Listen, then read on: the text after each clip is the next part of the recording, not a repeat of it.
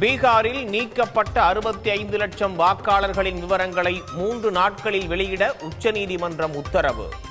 நீக்கப்பட்ட வாக்காளர்கள் பட்டியலை சரிபார்க்கும் வகையில் வெளியிடவும் தேர்தல் ஆணையத்திற்கு உத்தரவு.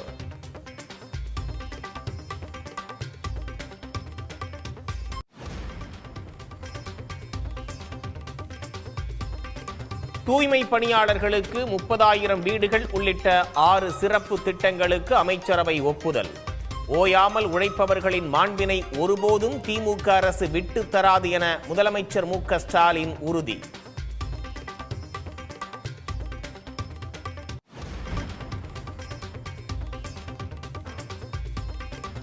தூய்மை பணியாளர்களை கைது செய்து அப்புறப்படுத்தியதற்கு எதிர்க்கட்சிகள் கண்டனம். பணி நிரந்தரம் உள்ளிட்ட கோரிக்கைகளை அரசு நிறைவேற்ற வலியுறுத்தல்.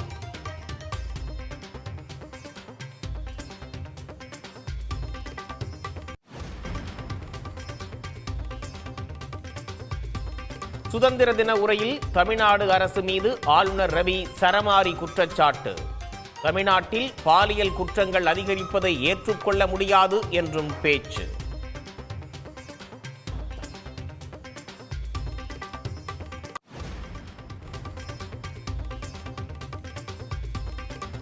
சுதந்திர தினத்தில் ஆளுநர் அளிக்கும் தேநீர் விருந்தை புறக்கணிப்பதாக முதலமைச்சர் மு.க. ஸ்டாலின் அறிவிப்பு.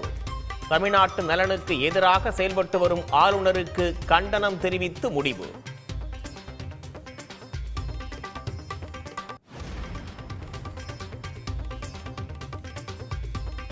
தொடர் விடுமுறை காரணமாக தமிழ்நாட்டில் விமான கட்டணங்கள் பல மடங்கு அதிகரிப்பு.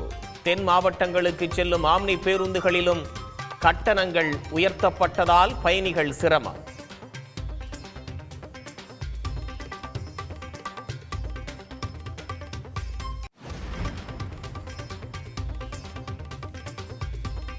தொடர் விடுமுறை காரணமாக சொந்த ஊர்களுக்கு படையெடுக்கும் மக்கள்.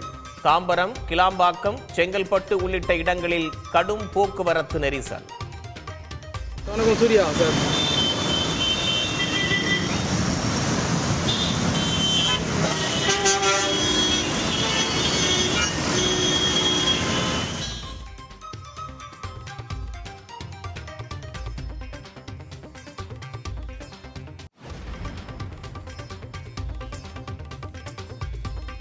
திருப்பூர் மத்திய பேருந்து நிலையத்தில் குவிந்த பனியன் கம்பெனி தொழிலாளர்கள். 3 நாட்கள் தொடர் விடுமுறைக்காக சொந்த ஊர்களுக்கு பயணம்.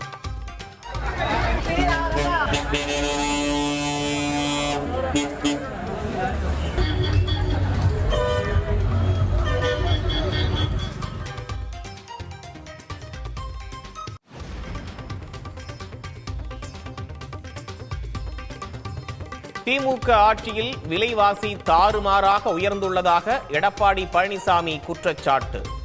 அதிமுக ஆட்சியின் போது விற்கப்பட்ட அரிசி விலையை ஒப்பிட்டு ஆம்பூரில் பேச்சு.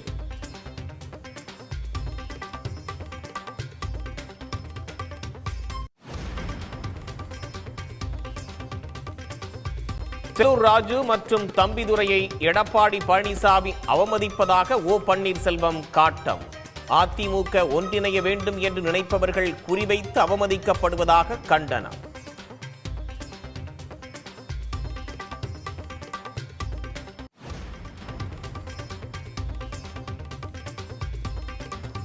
AIADMK MP CV. சண்முகம் செலுத்திய 10 லட்சம் ரூபாய் அபராத தொகை. கல்வராயன் மலையில் நடைபெறும் நலம் காக்கும் ஸ்டாலின் திட்டத்திற்கு பயன்படுத்த தமிழ்நாடு அரசு உத்தரவு.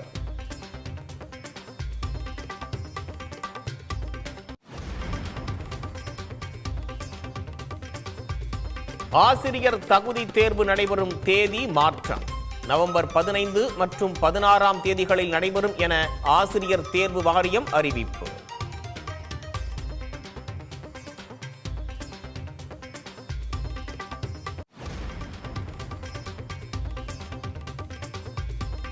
கூலி திரைப்படத்திற்கு உலகம் முழுவதும் உற்சாக வரவேற்பு. திரையரங்குகள் முன் பட்டாசுகள் வெடித்து ஆட்டம் பாட்டத்துடன் ரசிகர்கள் கொண்டாட்டம்.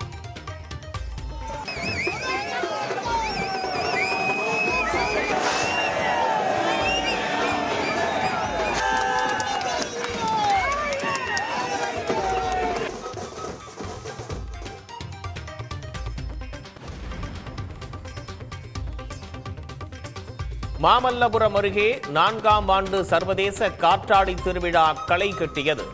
பல்வேறு வண்ண வடிவங்களில் பறந்த ராட்சத பட்டங்களைக் கண்டு சுற்றுலா பயணிகள் உற்சாகம்.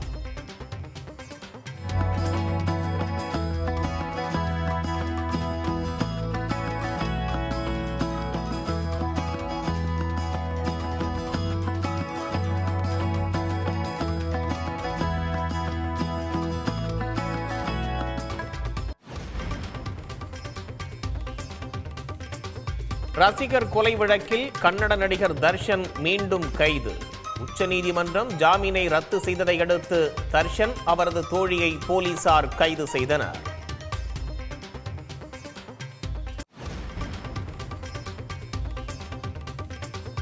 வரும் 17ஆம் தேதி பீகாரில் ராகுல் காந்தி தலைமையில் வாக்காளர் உரிமை பேரணி. அரசியலமைப்பு சட்டத்தை பாதுகாக்கும் போரில் இளைஞர்கள் பங்கேற்க வேண்டும் என அழைப்பு.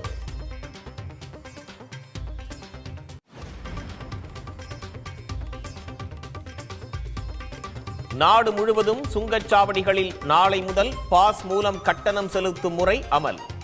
3000 ரூபாய் செலுத்தி பாஸ் பெற்றால் ஓராண்டில் 200 முறை பயணிக்கலாம். தமிழ்நாட்டு மக்களின் நலன்களுக்கு எதிராக தொடர்ந்து செயல்படும் ஆளுநரின் போக்கிற்கு எதிர்ப்பு தெரிவித்து ஆளுநர் மாளிகையில் நடைபெறும் தேநீர் விருந்தை முதலமைச்சர் புறக்கணிப்பதாக அறிவிக்கப்பட்டுள்ளது.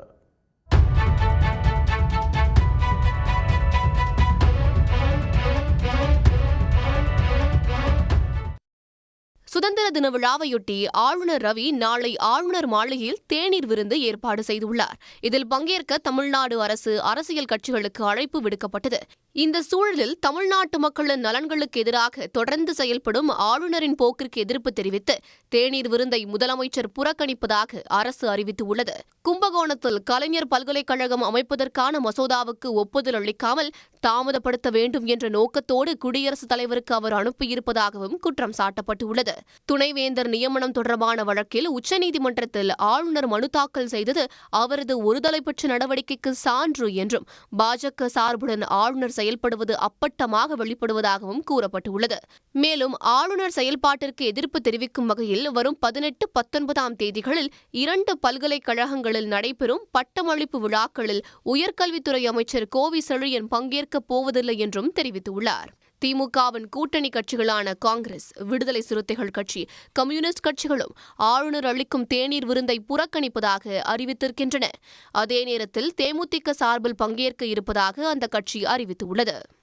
தூய்மை பணியாளர்களின் நலன்களை காக்கும் விதமாக பல்வேறு புதிய திட்டங்களை முதலமைச்சர் மு.க.ஸ்டாலின் அறிவித்துள்ளார். புயல், மழை, வெள்ளம் என எந்நேரமும் ஓயாமல் உழைக்கும் தூய்மை பணியாளர்களின் மாண்பை திராவிட மாடல் அரசு ஒருபோதும் விட்டுக் கொடுக்காது என்றும் முதலமைச்சர் கூறியுள்ளார்.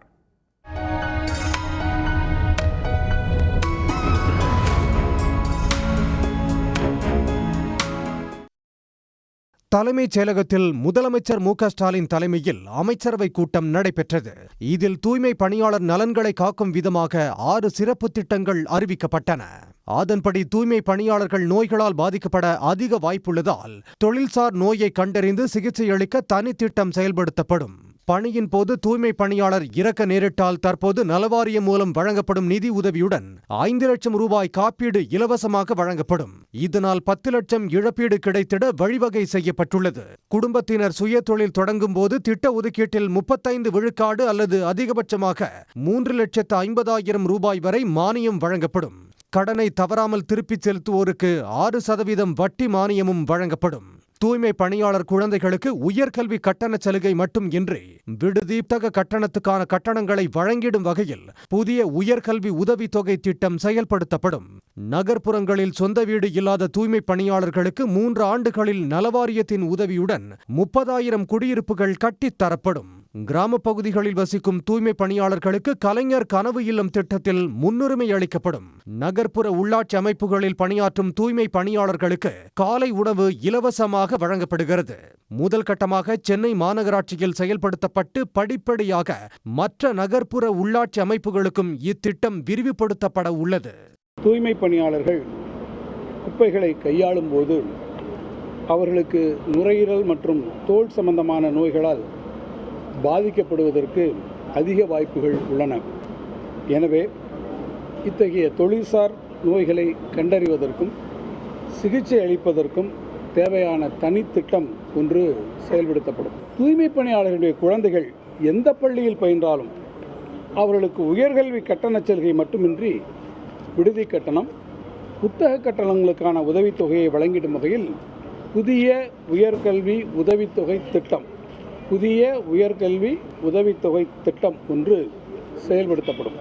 நாளும் நம் நகரங்கள் இயங்க நள்ளிரவு புயல், மழை, வெள்ளம் என எந்நேரமும் ஓயாமல் உழைக்கும் தூய்மை பணியாளர்களின் மாண்பினை திராவிட மாடல் அரசு ஒருபோதும் விட்டுக் கொடுக்காது என்று முதலமைச்சர் மு.க.ஸ்டாலின் கூறியுள்ளார். 4 ஆண்டுகளில் தூய்மை பணியாளர்களுக்காக நிறைவேற்றியுள்ள நலத்திட்டங்களோடு இந்த சிறப்பு திட்டங்களும் செயல்படுத்தப்படும் என்றும் முதலமைச்சர் தமது எக்ஸ் பக்கத்தில் பதிவிட்டுள்ளார்.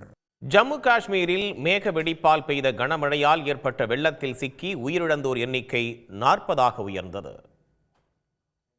ஜம்மு காஷ்மீரின் கிஷ்ட்வார் மாவட்டத்தில் மேக வெடிப்பால் 20 நிமிடங்களுக்கு மேலாக மிக கனமழை கொட்டி தீர்த்தது. இதனால் கிஷ்ட்வார், ரஜோரி, கங்கன் உள்ளிட்ட பல்வேறு இடங்களில் கடுமையான வெள்ளப்பெருக்கு ஏற்பட்டதோடு நீர்நிலைகளில் காட்டாற்று வெள்ளம் பாய்ந்தோடியது. ஏராளமான வீடுகள், கடைகள், புறக்காவல் நிலையம் வெள்ளத்தில் அடித்துச் செல்லப்பட்டன.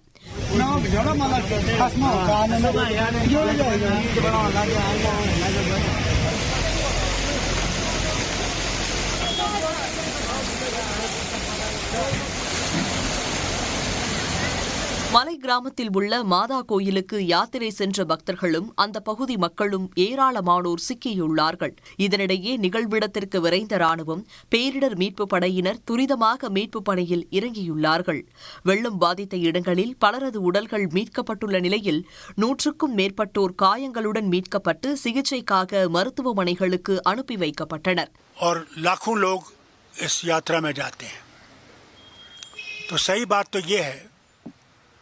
कि कितने वहाँ पे मृत्यु हुई है, कितने वहाँ पे ज़ख्मी है. अभी मुझे एक साहब ने फ़ोन किया, उन्होंने तो मुझे कहा कि 400 के करीब ज़ख्मी है और फ़ौरन उनको चाहिए कि हेलीकॉप्टर आ सके. किसी की कमर टूटी है, किसी का बाजू, किसी के टांग, हर किस्म की जो है इंजरीज हुई हैं. ஸ்ரீநகர் லே தேசிய நெடுஞ்சாலையில் தண்ணீர் ஆர்ப்பரித்து செல்வதால் வாகனங்கள் தத்தளித்து ஊர்ந்தபடி செல்கின்றன.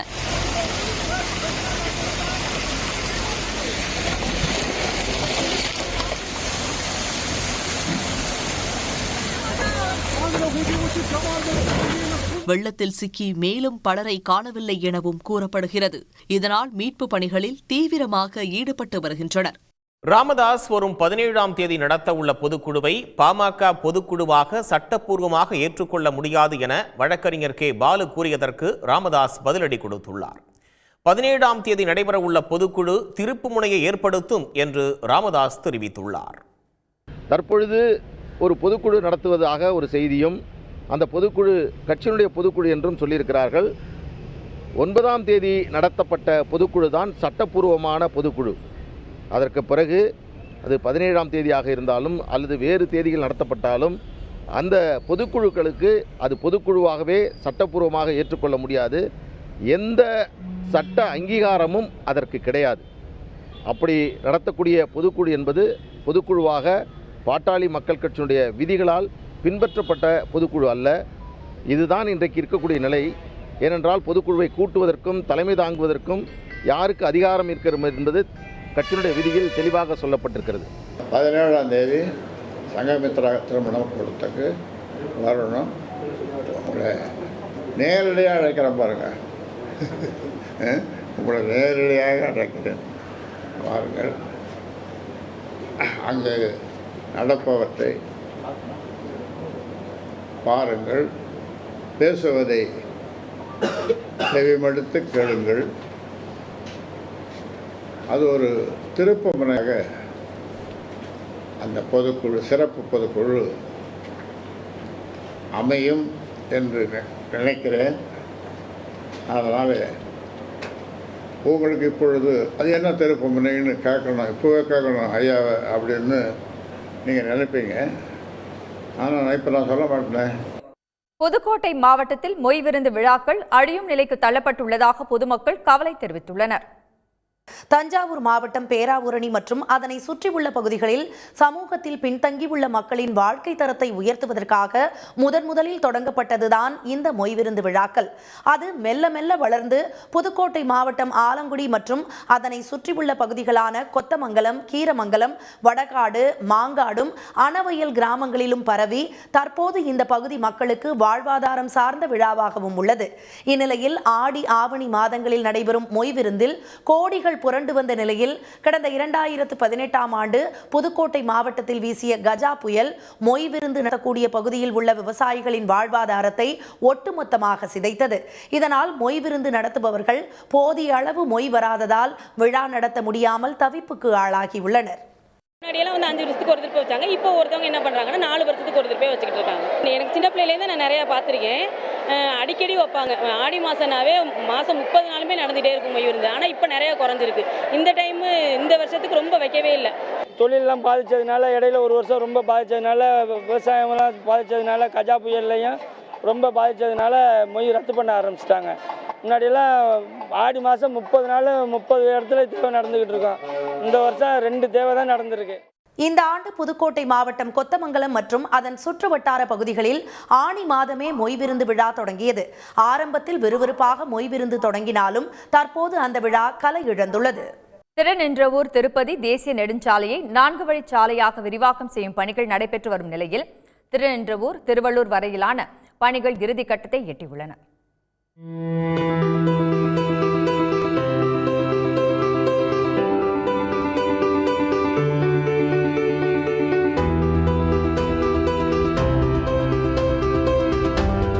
சென்னையில் இருந்து திருப்பதி செல்லும் தேசிய நெடுஞ்சாலை 2 வழிச்சாலையாக உள்ளதால் அம்பத்தூர், ஆவடி போன்ற பகுதிகளில் கடும் போக்குவரத்து நெரிசல் ஏற்பட்டு வருகிறது. இதனை தவிர்க்க கடந்த 2007ஆம் ஆண்டு திருநின்றவூர் முதல் திருப்பதி வரை 4 வழிச்சாலையாக விரிவாக்கம் செய்ய திட்டமிடப்பட்டது. ஆனால் பல்வேறு காரணங்களால் திட்டம் தள்ளிப்போன நிலையில் 2021ஆம் ஆண்டுக்கு பிறகு பணிகள் வேகமெடுத்து நடைபெற்று வருகிறது.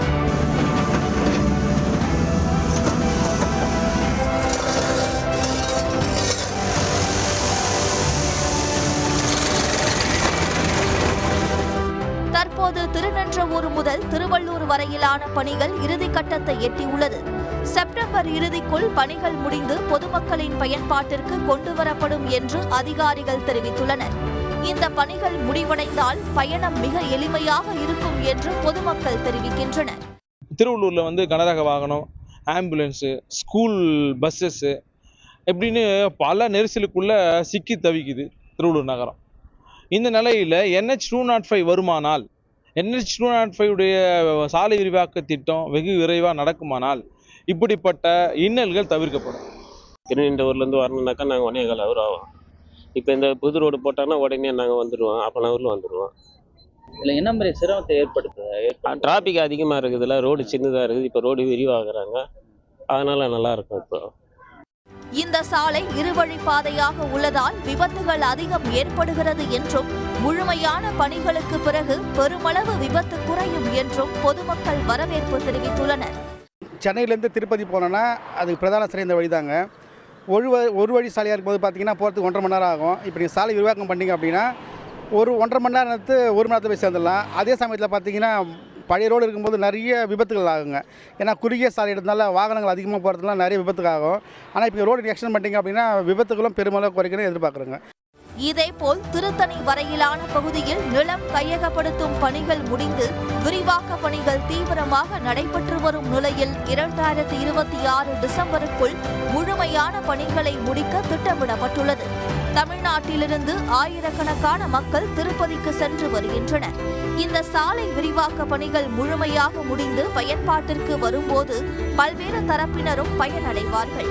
சன் செய்திகளுக்காக ஒளிப்பதிவாளர் கார்த்திகேயனுடன் செய்தியாளர் ஹரிஹரன்.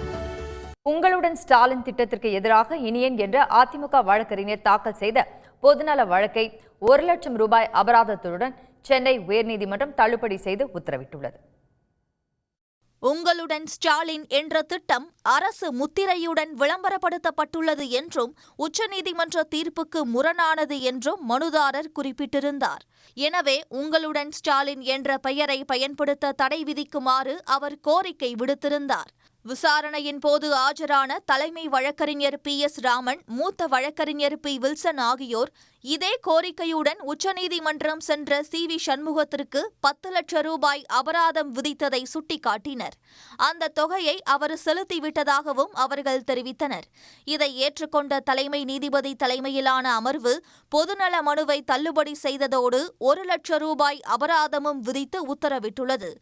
இதேபோல நலம் காக்கும் ஸ்டாலின் திட்டத்திற்கு எதிரான வழக்கையும் தள்ளுபடி செய்த நீதிமன்றம் வழக்கறிஞர் M சத்யகுமார் என்பவருக்கு 1 லட்சம் ரூபாய் அபராதம் விதித்துள்ளது. திரு CV சண்முகம் தொடர்ந்த வழக்கை கடந்த 6ஆம் தேதி மாண்புமை உச்சநீதிமன்றமே தள்ளுபடி செய்து, அது மட்டும் இல்லாமல் 10 லட்சம் அபராதம் விதித்திருந்தது. அந்த 10 லட்சம் அபராதத்தையும் அவர் செலுத்திவிட்டார். இன்றைக்கு மாண்புமை உயர்நீதிமன்றம் மீதி உள்ள 2 வழக்குகள், அதாவது திரு இனியன் அண்ட் சம்பத்குமார் அவர்கள் தொடர்ந்த வழக்குகளை தள்ளுபடி செய்து அவர்கள் மீது 1 லட்சம் ரூபாய் அபராதமும் விதித்துள்ளது. அரங்கம் அதிரட்டுமே விசிலு பறக்கட்டுமே என்ற அனிருத்தின் வரிகளைப் போலவே சன் பிக்சர்ஸ் தயாரிப்பில் வெளியாகியுள்ள ரஜினிகாந்த் நடித்த கூலி திரைப்படம் ரசிகர்களிடம் ஆரவாரமான வரவேற்பை பெற்றுள்ளது.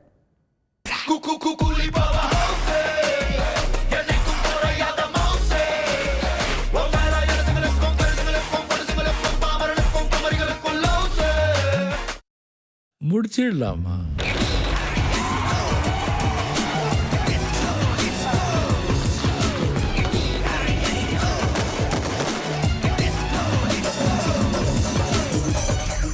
சன் பிக்சர்ஸ் தயாரிப்பில் லோகேஷ் கனகராஜ் இயக்கத்தில் ரஜினிகாந்த், நாகார்ஜுனா, உபேந்திரா, அமீர்கான் உள்ளிட்ட நடிகர் பட்டாளமே நடித்துள்ள கூலி திரைப்படம் உலகம் முழுவதும் வெளியாகியுள்ளது. இதனால் திரையரங்குகள் எல்லாம் திருவிழா கோலம் பூண்டுள்ளன.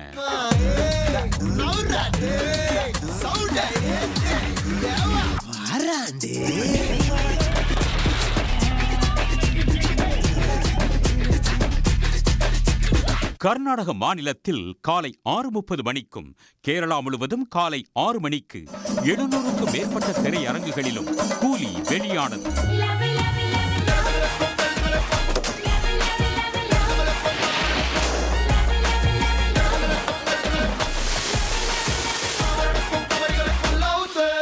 இதனையொட்டி ரசிகர்கள் பட்டாசுகள் வெடித்தும் கேக் வெட்டியும் படத்தை கொண்டாடினர். கேரளாவில் கூலி படத்தின் டிக்கெட் முன்பதிவு மட்டும் சுமார் 4 கோடி ரூபாய் வசூலித்துள்ளது.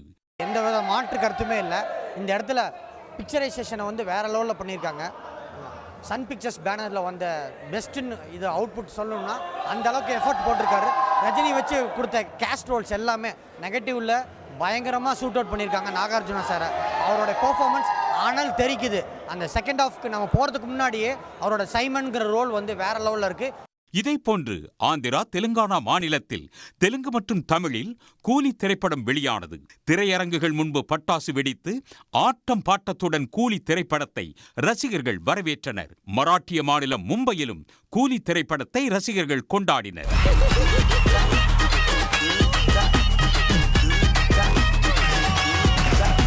தமிழ்நாட்டில் சென்னை, மதுரை, கோவை, திருச்சி, திருநெல்வேலி என ஏராளமான திரையரங்குகளில் காலை 9 மணிக்கு கூலி திரையிடப்பட்டது. பல நகரங்களிலும் இதற்காக காலை முதலே ரசிகர்கள் திரையரங்குகளில் காத்திருந்தனர்.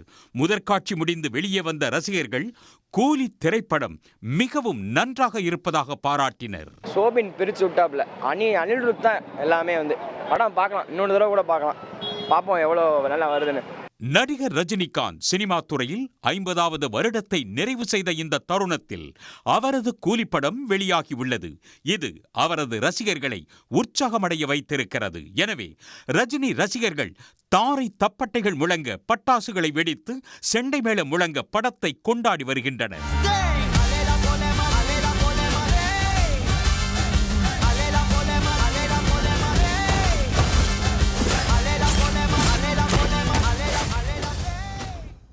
கூலி திரைப்படத்தை சென்னை கோயம்பேட்டில் உள்ள ரோஹிணி திரையரங்கில் லதா ரஜினிகாந்த் ரசிகர்களோடு ரசிகராக ரசித்து பார்த்தார். குரோம்பேட்டை வெற்றி திரையரங்கில் இயக்குனர் லோகேஷ் கனகராஜும் இசையமைப்பாளர் அனிருத்தும் படத்தை பார்த்து மகிழ்ந்தனர். ரொம்ப சென்டிமெண்டலாக இருந்தது, இமோஷனலாக இருந்ததுங்க. Thank you so much. வருஷம் கடந்தும் இன்றும் ரசிகர்கள் வந்து இந்த டிக்கெட் கிடைக்காம பல திரையரங்குகளை கூட்டமாக அலமோதிட்டு இருக்காங்க. ஸோ அதெல்லாம் பார்க்குறப்போ அந்த பழைய நினைவுகள் ஃபுல்லாக பழைய ஞாபகங்கள் வந்துட்டே தான் இருக்குது. எனக்கு ரொம்ப இமோஷனலாக இருக்குது, பேச முடியல. சார் என்ன சொல்கிறாங்க? ரொம்ப சந்தோஷப்பட்டாங்க. ஆனால் 50வது வருஷத்தில் நம்ம இதில் பாட்டாக இருக்கவே ரொம்ப பெருமையாக இருக்குண்ணா. ரொம்ப ரொம்ப பெருமையாக இருக்கு. ரொம்ப ஹாப்பிண்ணா. ரொம்ப ஹாப்பி. அண்ணா நான் ரீசெண்டாக ஒரு மீம் பார்த்தேன், அதை இப்போ ரிப்பீட் பண்ணுறேன், ஆடினே இருப்பேன். ரொம்ப ரெஸ்பான்ஸ் நல்லா இருந்தது. நிறைய சத்தம் போட்டாங்க, நிறைய கைத்தட்டல் இருந்தது. அடுத்தடுத்த ஷோஸ் பார்க்கும்போது தெரியும். மக்கள் இப்போ படம் முடிஞ்சு வெளியே வருவாங்க, நீங்களே கேட்டு பாருங்க. சூப்பராக இருந்தது, எல்லாமே சூப்பராக இருந்தது, எல்லாமே ரொம்ப என்டர்டெய்னிங்காக இருந்தது. ஐ திங்க் தலைவரோட நிறைய very entertaining like comedy segments, அதாவது அந்த சில சீன்ஸ் எல்லாம் சூப்பராக இருந்தது. ரொம்ப